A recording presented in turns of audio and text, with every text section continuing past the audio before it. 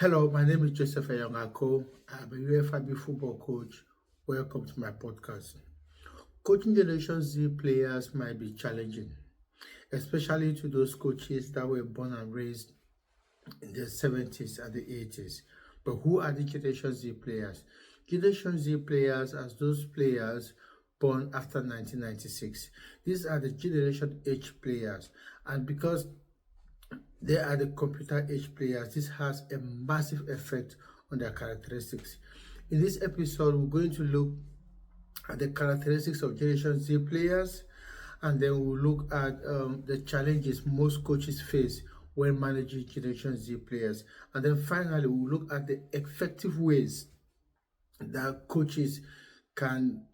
effective strategies coaches can use when managing Generation Z players. So some of the characteristics of players are that Gen Z players are the most educated generation. They are a generation that grew up in a totally digital environment, and so they have great computer skills. Secondly, because Generation Z players spend a lot of time on technology, they have a very limited attention span. So as a football coach, it is always good for you to pass your message across in 2 or 3 minutes, because the Generation Z players easily get bored. So when you waste a lot of time beating around the bush or verbosing, Generation Z players tend to lose attention. So keep everything short and nice in 2 to 3 minutes in order to capture their attention. The third characteristic is that Generation Z players are compassionate. They are accepting of diversity and inclusion.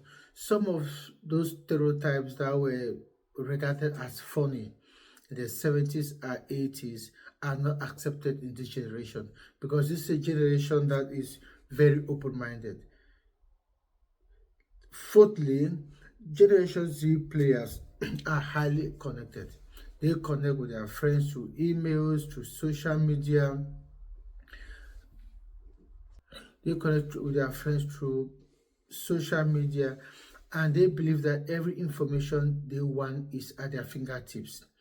Sadly, some of them believe that everything they see on the internet is true. This is a generation that move around with mobile phones. They have every information at their disposal. Generation Z players, the next characteristic of Generation Z players is that they are the most protected generation. They are the safer generation. For those of us who coach football, we can see it in safeguarding, where I could be delivering a session, a young player goes on the floor. The first thing the coach does is to run to that player to make sure that they are okay.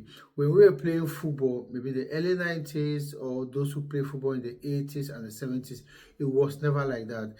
If you go on the floor, you wake up and get on with it. But this generation is different. And again, as I said earlier, because of safeguarding, most of these players are your responsibility. You are there to make sure that they are playing football in an environment that is safe, they are having fun. So it is your responsibility as a coach to make sure that these kids are safe. The safest generation compared to the earlier generations. Another characteristic of Generation Z players is that they spend less time with their family and friends. They don't engage in face-to-face conversation. Most of their communication go through text or through social media. They don't have physical contact, and that is why there's a research that shows that Generation Z players or generation children or youth suffer a lot of depression, anxiety, loneliness compared to the older generation, because they spend a lot of time on their mobile devices. They don't have enough physical contact just like the older generation, and this is all because of the time they spend on computers. Now that we have looked at the characteristics of Generation Z players, the next thing we'll be looking at will be some of the challenges coaches face when managing this set of players. The very first one is their short attention span.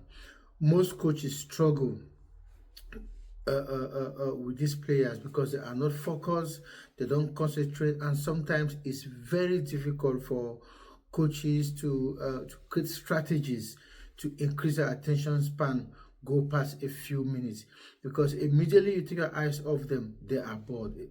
When they do things after a particular time, they get really bored. So many coaches struggle with this, including myself.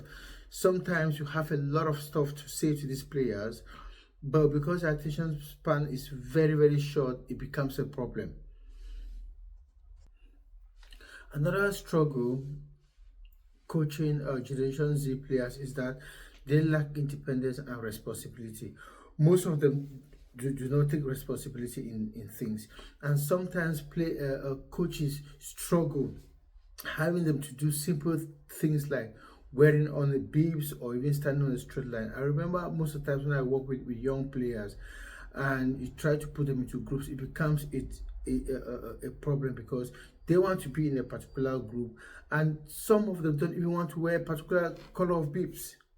So it is a struggle for coaches, and most of the times even after the session it becomes a problem talking to them or telling them to help pick up bibs or pick up equipment or pack equipment. Immediately they finish the sessions, they just want to go. Whereas with the older generation, when we started playing football, after every session, you just know that it is your responsibility to go around, pick all the equipment, put all the footballs together, and then pack them where they are supposed to be packed. But with this generation of players, immediately the session finishes, majority of them just want to go home.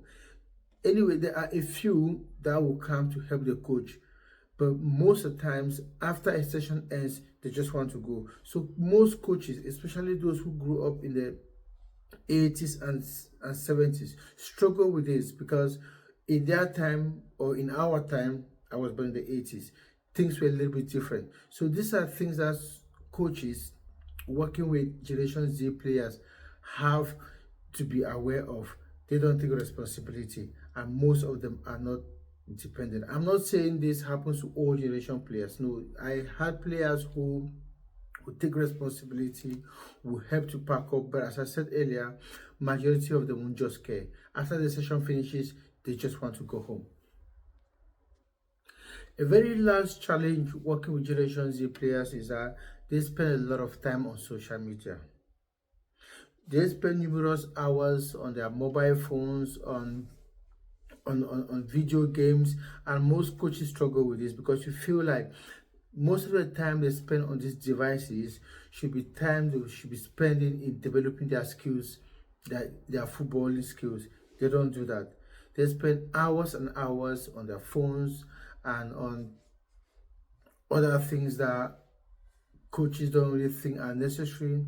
So it becomes a very big challenge for coaches these days, especially those who grew up in the 70s and 80s, and I said earlier, managing a set of players who as a coach you think they will spend time developing their skills, but they spend so many hours on social media. So as a football coach, it's very important for you to understand these characteristics so that you can better manage these players to be the best that you want them to be. So now that we have looked at the characteristics of Generation Z players, we have looked at some of the challenges coaches face while managing them. Now we'll go to look at the effective strategies that coaches need to use to be able to manage or coach this set of players. So the first effective strategy you should use as a coach to manage Generation Z players could be goal setting. Most Generation Z players are goal oriented. They want to be working towards something. So as a coach, send them mini goals, short-term goals or long-term goals. A short-term goal could be to win the next 2 games or the next 3 games, while a long-term goal could be maybe to win the league or get promoted, or if you are a team that is struggling, a long-term goal could be to keep that team up. Make sure you don't get relegated. But as a coach, make sure that these players know what is expected of them, because as I said earlier, they are goal oriented. So let them know that this is what you want them to do. This is their short-term goal, and this is their long-term goal, and believe me, you get the best out of them. The second strategy is the ability to deal with adversity. Most Generation Z players lack the ability to deal with adversity because, as we said earlier, this is the safest generation. Most of them have never experienced adversity. So when adversity happens, especially in sports, most of them have poor coping mechanisms to deal with it. So as a football coach, it is your responsibility to structure your sessions to build the resilience of these players, so that when the time comes where they need to be resilient, they'll be able to deal with that situation. So physical and stressful coaching sessions will prepare some of these players. So make sure that, especially during pre-season, prepare your sessions, structure them so that they'll go through these resilience sessions to equip them for what awaits them when the league actually starts.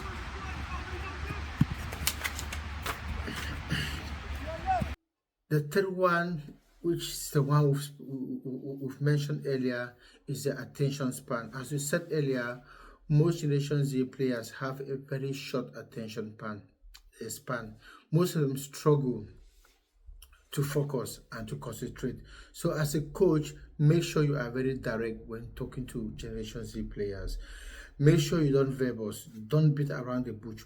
Go straight to the point so that they get it. Some of these players will not even exchange eye contacts with the coach. And again, another important thing is that they find it difficult to block distractions during sessions or games. So as a football coach, make sure you are direct and make sure that they get exactly what you are talking about. Don't make it too long. You make it too long, they will get bored. So go straight to the point. Keep it between 2 to 3 minutes. Anything above that, you are just wasting your time. Keep it short. Another strategy is motivation. Generation Z players grow up in a generation where they get motivated whenever they do something, especially by their parents. We even see this in schools where when a pupil or a student does something, they are motivated. So as a football coach, in order to get the best out of your players, they need to be motivated. And the motivation here is to tell them why they should do something. Tell them, if you do a session, most of them want to know the reason why they are doing that session. Are they what is that session meant to improve? Is that session to improve their fitness? Is it to improve their passing? Is it to improve their shooting skills? They want to know. I've been challenged so many times by players. I start doing a session, then this player walks up to me and asks me, Aku, why are we doing this? You have to be able to tell them why they are doing that session or why you are asking them to do that session. That would be a motivation for them to do it. If you don't give them a proper reason why they should be doing what you've asked them to do, they will not be motivated to do it. They might just do it because they want to do it, but they won't enjoy doing it. And if they have the chance not to do it, they won't do it. So try as much as possible to motivate your players. Remember, this is a generation that is motivated by material things. Most of them have been spoiled by their parents. You do this, you get this. So they bring that to football. So as a football coach, because you don't give them material stuff, you just have to tell them the reason why you ask them to do a particular thing, which acts as motivation. Lastly, the very last strategy is to improve communication. As we said earlier, most Generation Z players have poor communication skills.